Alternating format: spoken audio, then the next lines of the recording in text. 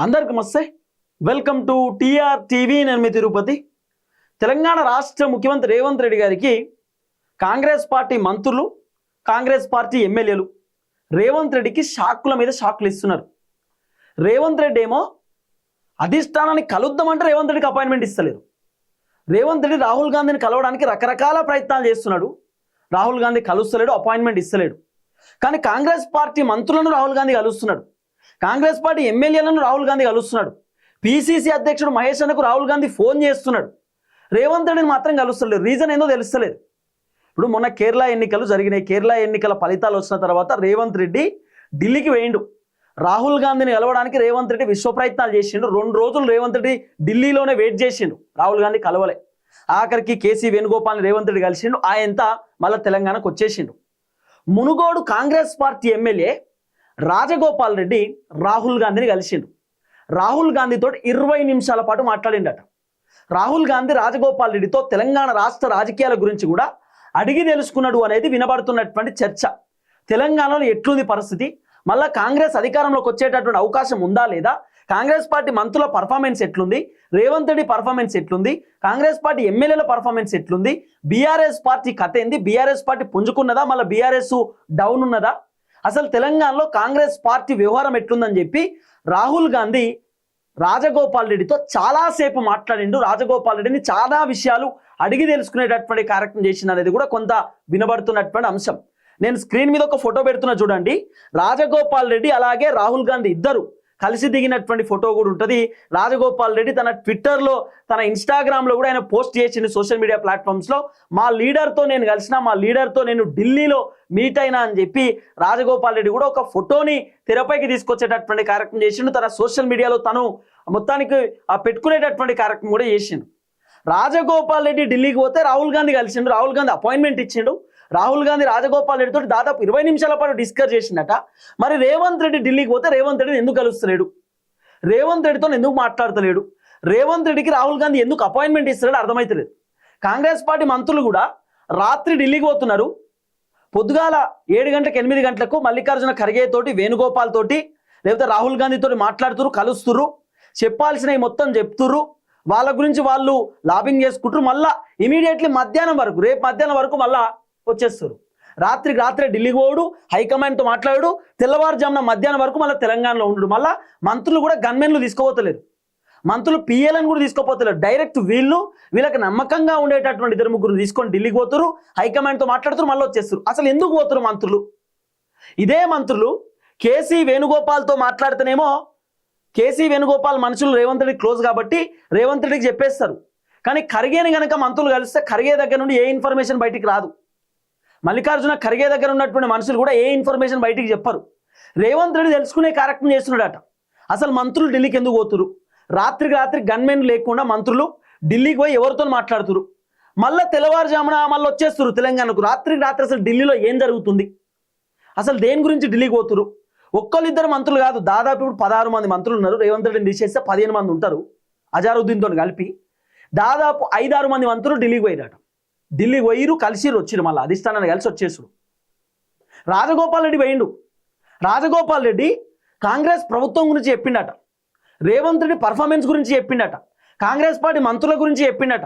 Government Revanth Reddy ఎట నడుతున్నాడు, ఏం కథ, గవర్నమెంట్ పైన ఎంత వ్యతిరేకత ఉన్నది, రాజగోపాల్ రెడ్డి తన నియోజకవర్గంలో మునుగోడులో ఎంత వ్యతిరేకం ఉన్నది, వడ్లకు సంబంధించినటువంటి ఇష్యూస్ కానివ్వండి, రైతు భరోసా ఇష్యూ కానివ్వండి, రుణమాఫీ ఇష్యూ కానివ్వండి, మహిళలకు 2500 రూపాయలకు సంబంధించినటువంటి ఇష్యూ కానివ్వండి, 6 గ్యారెంటీలకు సంబంధించిన అంశం కానివ్వండి, 420 హామీలకు సంబంధించిన అంశం కానివ్వండి, తెలంగాణలో ప్రధానంగా ప్రభుత్వం పైన ఉన్నటువంటి వ్యతిరేకతకు సంబంధించిన అంశం కానివ్వండి, Rajagopal Reddy pin to pin హైకమాండ్కి వివరించింది అనేది ఒక చర్చ నడుస్తున్నది.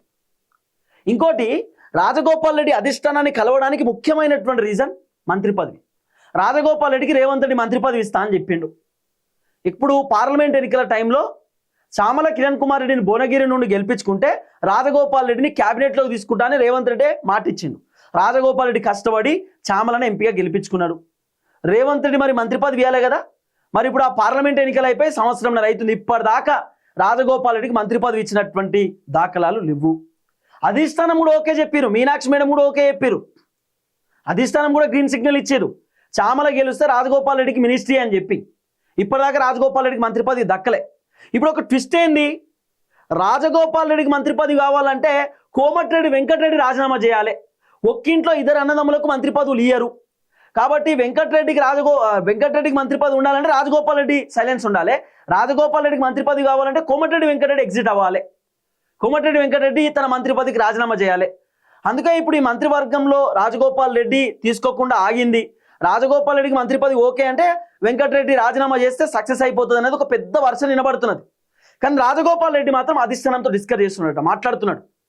కోమటిరెడ్డి వెంకటరెడ్డి చాలా సీనియర్ లీడర్ కాంగ్రెస్కి. కోమటిరెడ్డి కాంగ్రెస్ పార్టీలో ఎప్పటి నుండో ఉన్నటువంటి వ్యక్తి. కోమటిరెడ్డి బ్రదర్స్ అంటే నల్గొండలో ఎవరు తెలియనటువంటి వ్యక్తులు కాదు. నల్గొండ అంటేనే కోమటిరెడ్డి బ్రదర్స్, కోమటిరెడ్డి బ్రదర్స్ అంటేనే నల్గొండ.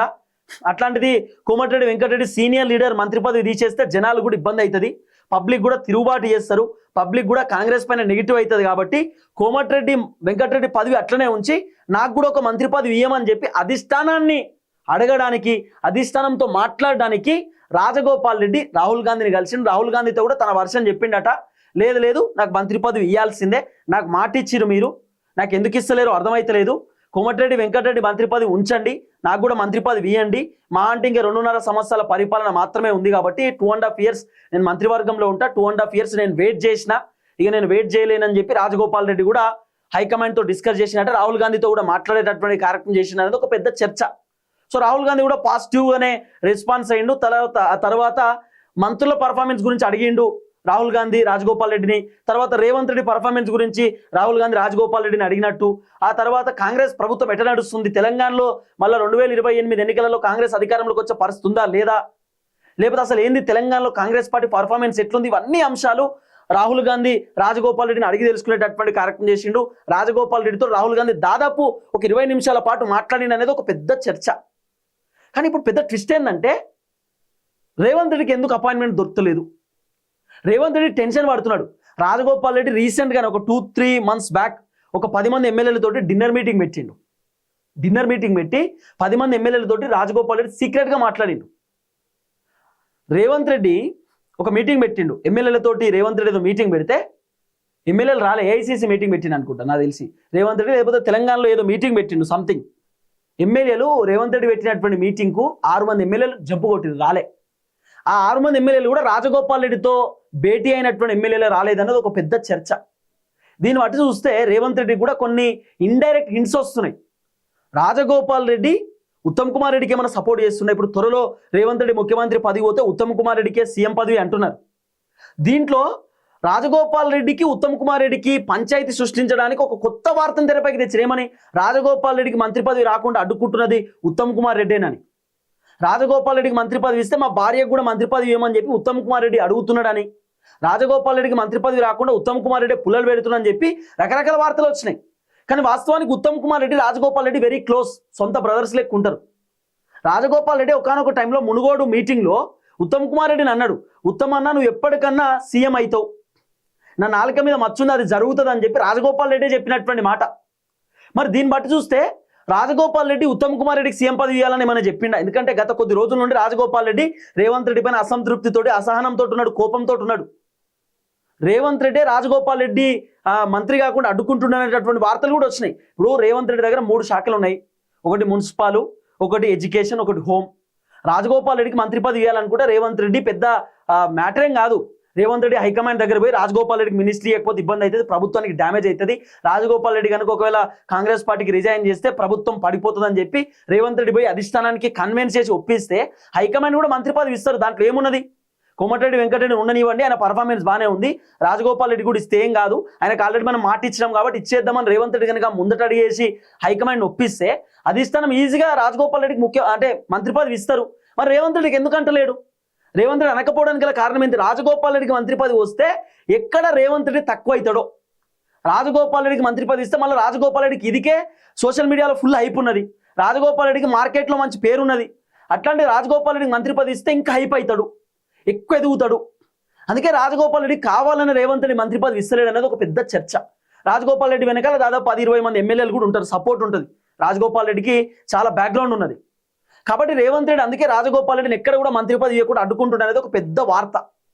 అందుకే రాజగోపాల్ రెడ్డి కూడా మరి అధిష్టానంతో మరి రేవంత్ రెడ్డి పర్ఫార్మెన్స్ గురించి మొత్తం ఏమైనా చెప్పిండా, రేవంత్ రెడ్డి పెద్దగా ఏం చేస్తలేడు, రేవంత్ రెడ్డి సైలెన్స్ ఉంటున్నాడు, రేవంత్ రెడ్డి అనవసరంగా ఎక్కువ మాట్లాడుతున్నాడు, కేసీఆర్ అని తిడుతున్నాడు, లేకపోతే బూతులు మాట్లాడుతున్నాడు, ఇష్టానుసారంగా వ్యవహరిస్తున్నాడు, రేవంత్ రెడ్డి పర్ఫార్మెన్స్ బాగాలేదని చెప్పి రాజగోపాల్ రెడ్డి ఏమన్నా అధిష్టానానికి చెప్పిండా? ఏం జరిగింది?